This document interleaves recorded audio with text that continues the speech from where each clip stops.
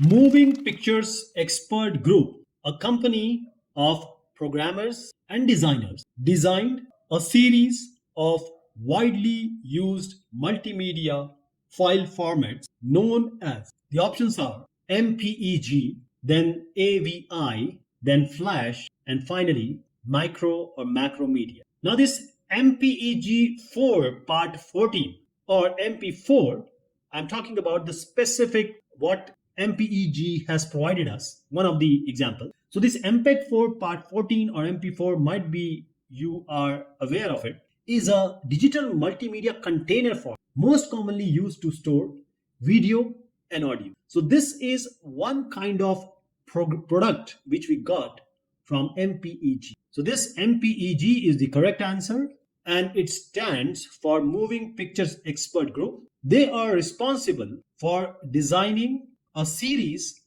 of widely used multimedia file formats. So the correct answer is MPEG.